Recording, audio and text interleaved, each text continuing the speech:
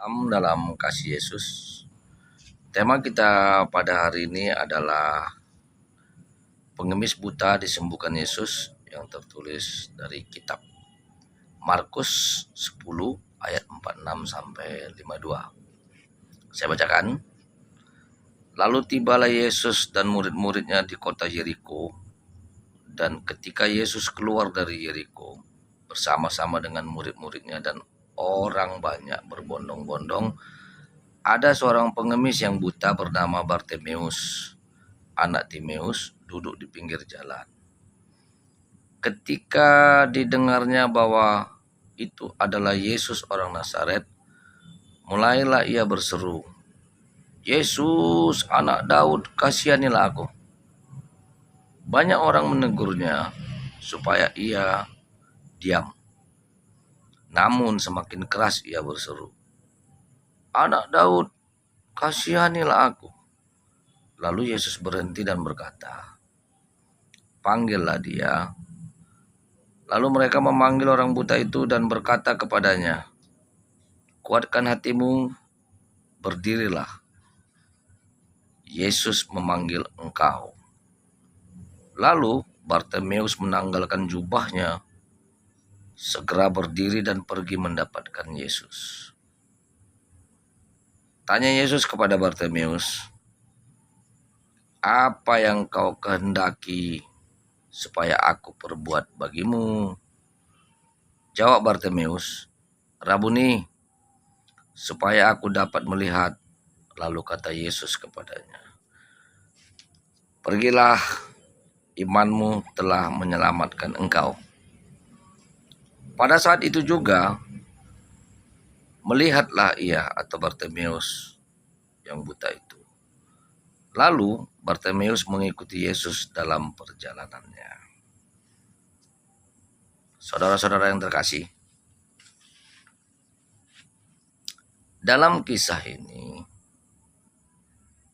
kalau kita lihat dalam Markus 46, Markus 10 ayat 46 sampai dengan 48, bahwa dalam perjalanan ini dapat kita tarik suatu kesimpulan atau gambaran yang lebih realita kepada kita. Secara jasmani atau fisik, karena Bartimeus buta matanya, maka ia mengandalkan pendengarannya, sehingga rombongan Yesus, murid-murid Yesus, dan pengikut-pengikut telah melintasi Bartimeus, atau dengan kata lain mereka telah melewati Bartimeus, karena memang Bartimeus mengandalkan pendengaran karena matanya buta. Barulah Bartimeus mengetahui dengan mengandalkan telinganya, dengan mendengar mereka sudah berbicara-bicara, barulah Bartimeus tahu bahwa Yesus telah datang dan melewatinya. Dengan seketika itu juga, karena dia melalui pendengarannya telah mendengar bahwa Yesus telah melintas melewati Bartimeus, Bartimeus pun dengan spontan menjerit dan mengatakan sekuat-kuatnya, "Yesus, anak Daud, kasihanilah aku." Sementara banyak pengikut-pengikut Yesus selain daripada murid-murid, pengikut-pengikut yang banyak itu menegur dan membentak Bartimeus agar tidak ribut, agar Bartimeus diam. Namun di kebutaannya Bartimeus itu, karena dia tidak bisa melihat, dia hanya mengandalkan pendengarannya, Bartimeus semakin mengeraskan suaranya, bukan malah diam. Bartimeus dengan semakin kuat menjerit, "Anak Daud, kasihanilah aku." Kemudian lalu Yesus memerintahkan kepada murid-muridnya bahwa panggillah Bartimeus itu. Lalu murid-murid menjumpai Bartimeus dan berkata, "Bartimeus, kau dipanggil oleh guru atau Yesus." Dengan seketika Yesus berkata kepada Bartimeus, "Apa yang kau inginkan dari aku? Rabuni atau guru? Kiranya aku bisa melihat." Lalu kata Yesus, "Pergilah, melihatlah imanmu sudah menyembuhkanmu." Dari nats-nats itu bahwa kita dapat bahwa bertemu Yesus, sembuhlah kebutaan Bartimeus itu. Baik buta secara fisik atau jasmani, maupun buta secara rohani. Karena memang Yesus adalah terang dunia. Yang tertulis di Yohanes 8 ayat 12. Saya bacakan ya.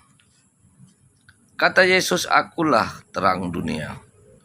Barang siapa mengikuti aku, ia tidak akan berjalan dalam kegelapan, melainkan ia akan mempunyai terang."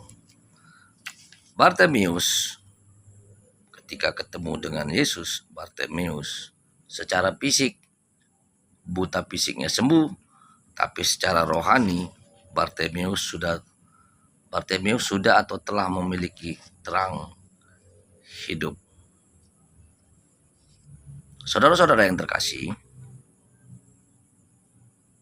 jika kita ingin sembuh dari beban, baik itu beban penyakit secara fisik atau secara jasmani, maupun beban secara rohani, maka kita yang sejatinya di hadapan Yesus adalah pengemis yang buta. Untuk itu, menjeritlah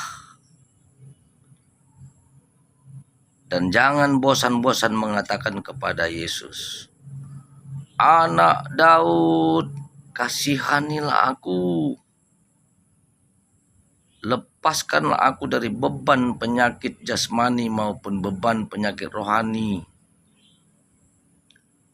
Maka percayalah saudara-saudara, bahwa Yesus akan memanggilmu dan akan mengatakan, "Hai anakku, beban penyakit kamu sembuhlah, dan imanmu lah yang menyembuhkan." Demikianlah saudara-saudara, iman kepada Yesus, apapun sakit penyakitmu, apapun beban kamu, akan diangkat oleh Yesus. Terpujilah Yesus Kristus Tuhan. Hanya nama Yesus dimuliakan di sorga dan di bumi. Salam damai sejahtera dalam kasih Yesus. Amin.